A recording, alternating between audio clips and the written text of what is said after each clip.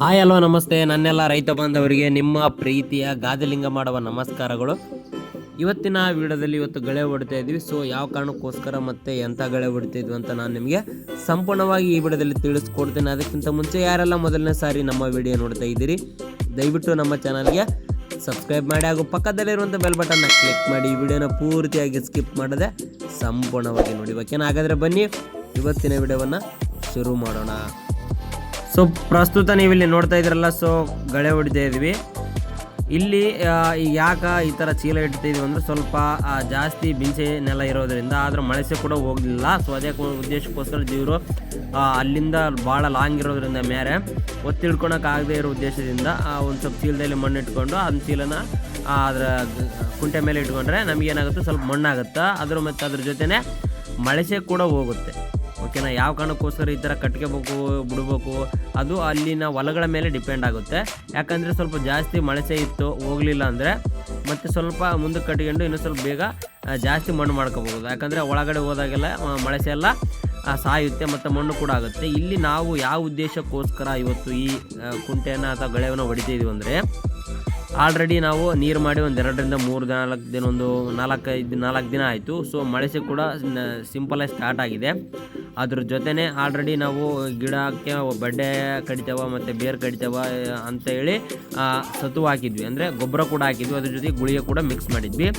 So ಅದೇ ಉದ್ದೇಶದಿಂದ ಈಗ ಬೇರು ಇನ್ನೂ ದೊಡ್ಡದಾಗಿಲ್ಲ, ಗಿಡ ಚಿಕ್ಕದಾಗಿರೋದ್ರಿಂದ ಈಗ ಸತ್ತು ಅಂದರೆ ಗೊಬ್ಬರ ಹಾಕಿರ್ತಕ್ಕಂಥದ್ದು ಅಲ್ಲೇ ಇರೋದ್ರಿಂದ ನಾವು ಕುಂಟೆ ಹೊಡೆದಾಗ ಮಣ್ಣಲ್ಲಿ ಮಿಕ್ಸ್ ಆಗೋದ್ರಿಂದ ಈಗ ನೆಕ್ಸ್ಟ್ ನಾವು ನೀರು ಕಟ್ತೀವಿ. ಮಳೆ ನೀರು ಅಂದರೆ 2ನೇ ನೀರು ಕಟ್ತೀವಲ್ಲ, ಆವಾಗ ಸೊ ನೀರಿನಲ್ಲಿ ಆ ಗೊಬ್ಬರ ಹರ್ಕೊಂಡು ಹೋಗ್ಲಾರ್ದಂಗೆ ಮಣ್ಣಲ್ಲೇ ಇದ್ದರೆ ಆ ಗಿಡಕ್ಕೆ ಕರಗಿ ಆ ಗಿಡಕ್ಕೆ ಬೇರಿಗೆ ಒಂದು ಏನು ಅದರಿಂದ ಏನು ಉಪಯೋಗ ಆಗಬೇಕಲ್ಲ ಶಕ್ತಿ ಅಥವಾ ಅದರಿಂದ ಏನು ಉಪಯೋಗ ಆಗುತ್ತಲ್ಲ ಅದನ್ನ ಹೀರ್ಕೊಳ್ಳುತ್ತೆ ಬೇರು. ಅದೇ ಉದ್ದೇಶದಿಂದ ಈ ರೀತಿ ಮಾಡ್ತಾಯಿದ್ವಿ. ಆಲ್ರೆಡಿ ನಾವು ನೋಡ್ತಾ ಇದ್ರಿ ಮೊನ್ನೆ ವಿಡಿಯೋದಲ್ಲಿ ನಿಮಗೆ ತೋರಿಸಿದ್ದೆ ಯಾವ ರೀತಿ ಗೊಬ್ಬರ ಕಲಿಸಿ ಮತ್ತು ಗುಳಿಗೆ ಕಲಿಸಿ ಗೊಬ್ಬರದಲ್ಲಿ ಹಾಕಿದ್ವಿ ಅಂತೇಳಿ. ಇಲ್ಲಿ ನೋಡ್ತಾ ಇರ್ಬೋದು ನೀವು ಯಾವ ರೀತಿ ಇದೆ, ಗಿಡದ ಪಕ್ಕದಲ್ಲಿ ಯಾವ ರೀತಿ ಬಿದ್ದಿದೆ ಅಥವಾ ಸಾಲಲ್ಲಿ ಕೂಡ ಬಿದ್ದಿದೆ.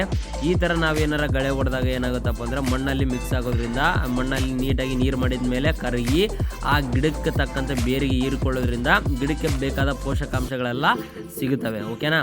ಇಲ್ಲಿ ಇನ್ನೊಂದು ಉದ್ದೇಶ ಏನಂದರೆ, ಸ್ವಲ್ಪ ಮಣ್ಣು ಮಾಡೋದ್ರಿಂದ ಅಲ್ಲಿ ಸಾಲಲ್ಲಿರ್ತಕ್ಕಂಥ ಕಳೆವು ಎಲ್ಲ ನಾಶ ಆಗುತ್ತೆ. ಅದ್ರ ಜೊತೆ ಮಣ್ಣು ಮಾಡೋದ್ರಿಂದ ಆ ಗಿಡದ ಬಡ್ಡೆ ಏನಿರುತ್ತಲ್ಲ ಚಿಕ್ಕದಾದ ಬಡ್ಡೆ, ಆ ಬಡ್ಡೆಗೆ ಮಣ್ಣು ಬೀಳುತ್ತೆ. ಆ ಮಣ್ಣು ಬೀಳೋದ್ರಿಂದ ಏನಾಗುತ್ತಪ್ಪ ಅಂದರೆ ಈಗ ಜಾಸ್ತಿ ಗಾಳಿ ಇರೋದ್ರಿಂದ ಗಿಡ ಬಗ್ಲಾರ್ದಂಗೆ ಸ್ವಲ್ಪ ಹೆಲ್ಪ್ ಆಗುತ್ತೆ ಅನ್ನೋ ಉದ್ದೇಶಕ್ಕೋಸ್ಕರ ಗಳೆ ಹೊಡಿತಾ ಇದ್ವಿ. ಇನ್ನು ಬೋಧು ಕೆಡಿಸ್ಬೇಕಿನ್ನ ಇಲ್ಲಿ ಬೋಧು ಏನೈತಲ್ಲ ಈ ಬೋದಿನ ಮೇಲೆ ಕೂಡ ಹೊಡಿಬೇಕು. ನೆಕ್ಸ್ಟ್ ನೀರು ಕಟ್ಟಿ ಮಳೆ ನೀರು ಕಟ್ಟಿದ ತಕ್ಷಣ ನಾವು 2ನೇ ಸರಿ ಮತ್ತು ನಾವು ಬೋದನ್ನು ಕೆಡಿಸ್ತೀವಿ. ಅಂದರೆ ಅಲ್ಲಿ ಏನು ಕಳೆವು ತೆಗೆದ್ರೆ ಸಿಂಪಲ್ಲಾಗಿ ತೆಗಿತಾರೆ ಅಷ್ಟೇ, ಜಾಸ್ತಿ ಏನು ತೆಗಿಯೋಕ್ಕಾಗಲ್ಲ, ಸಾಲೆಲ್ಲ ತೆಗೆಯೋದಾಗಲ್ಲ.